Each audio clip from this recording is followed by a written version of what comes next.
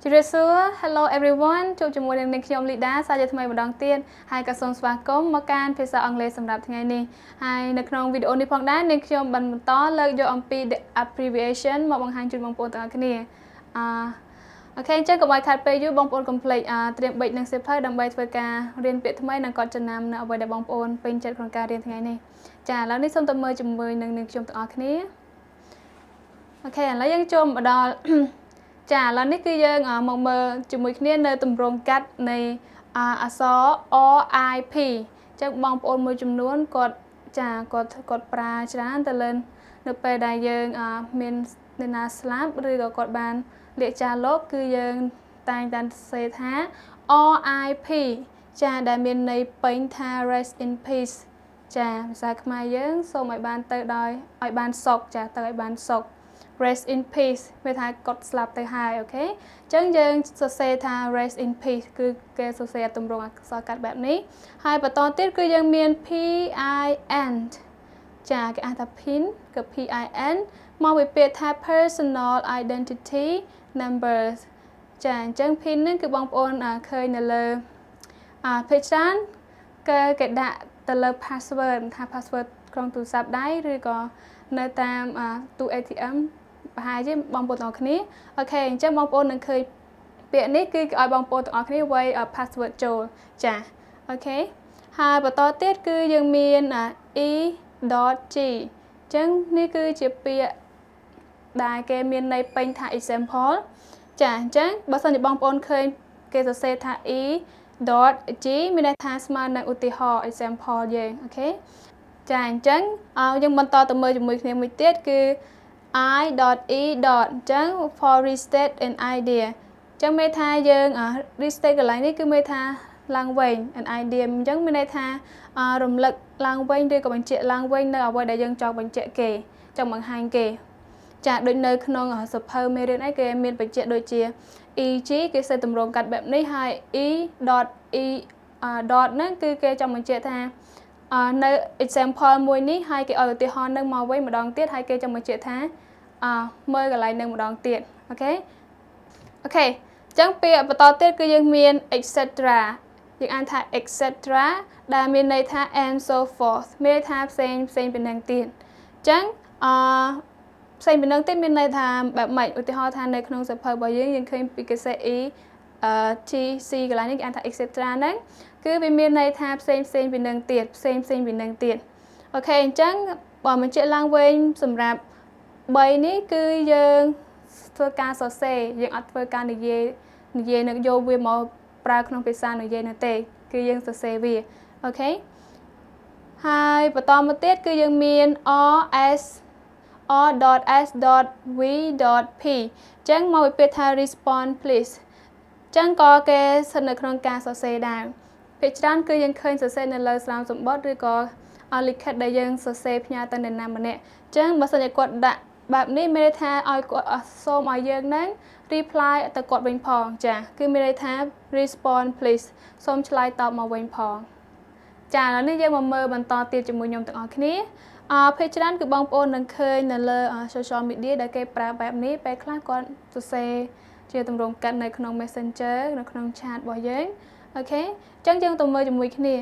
ឡូវយើងមាន GL គឺគេមានន័យថា good luck ថតតែយើងចង់សរសេរជូនពរអ្នកណាម្នាក់នៅក្នុងការជូនពរមិនថាការដំណើរកំសាន្តឬក៏ជូនពរសម្រាប់ការដែលគាត់មានកិច្ចការងារដែលគាត់នឹងត្រូវធ្វើឲ្យគាត់បានជោគជ័យនឹងការហ្នឹងគឺយើងនិយាយថា good luck អូខេអញ្ចឹងយើងអាចសរសេរថា GL ដែលមានន័យថា good luck ហើយមួយទៀតបងប្អូនប្រហែលជាស្គាល់ពាក្យនេះច្រើន DIY ចឹងគឺពាក្យអក្សរ DIY ហ្នឹងគឺមានន័យថា do it yourself ចានៅក្នុង Facebook របស់យើងនៅពេលបងប្អូនចុចទៅកន្លែងដែលគេនិយាយអំពីរបស់ភាពចំណង់ចំណូលចិត្តរបស់ខ្លួនអញ្ចឹងយើងឃើញមានកន្លែងនៅក្នុង Facebook យើងអញ្ចឹង DIY គេចង់មានន័យថាធ្វើវាដោយខ្លួនឯងថតថាទាក់ទងនឹងការរៀបចំផ្ទះបាយរៀបចំកន្លែងអីផ្សេងរៀបចំតុបតែងអ្វីមួយចាអញ្ចឹងគេមានពាក្យ DIY ធ្វើវាដោយខ្លួនឯងហើយយើងមាន TBH ដែលមានន័យថា to be honest ចា TBH to be honest ចាសូមឲ្យមានភាពស្មោះត្រង់ទៅចំពោះគ្នាទៅវិញទៅមកសូមឲ្យមានភាពស្មោះត្រង់ Hi see you later ចា see you later Hi HAND have a nice day ចាចឹងបើសិនជាបងប្អូនចង់ជូនពរអ្នកណាម្នាក់ឲ្យបានជួបនឹងថ្ងៃល្អឬក៏មានថ្ងៃពិសេសយើងអាចសរសេរបានថា HAND អូខេជាទម្រង់អក្សរកាត់ដែលមានពាក្យពេចន៍ថា have a nice day ហើយទម្រង់កាត់មួយទៀតដែលភាគច្រើនដែលយើងធ្លាប់ឃើញណា BFF ចឹងមានន័យថា best friend forever ចឹងជាមិត្តស្និទ្ធស្នាលជាមិត្ត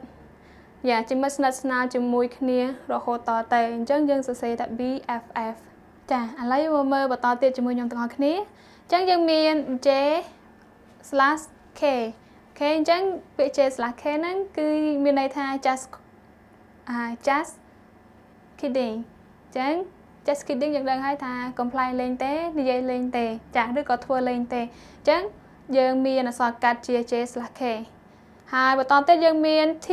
ហើយនិង Y ដែលមានន័យថា thank you អញ្ចឹងបងប្អូនខ្ជិលសរសេរពាក្យ thank you សរសេរថា TY អូខេហើយបើសិនជាចង់និយាយថា you're welcome អត់អីទេគឺយើងសរសេរថា YW អូខេ YW you're welcome អត់អីទេអូខេតោះយើងមានពាក្យ VS បងប្អូនមួយចំនួនគាត់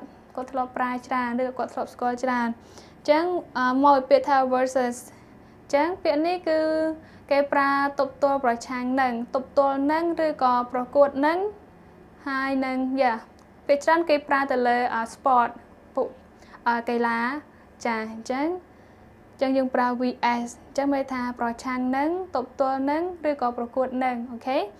ហើយមួយទៀតយើងមាន IDK ដែលមានន័យថា I don't know ចា I don't know អញ្ចឹងបើសិនជាបងប្អូនចង់សរសេរ I don't know ជាទម្រង់កាត់ខ្ជិលសរសេរអីអញ្ចឹងគឺបងប្អូនអាចសរសេរថា IDK ឬក៏គេសរសេរមកកាន់បងប្អូនថា IDK វាមានន័យបែបណាគឺវាមានន័យថា I don't know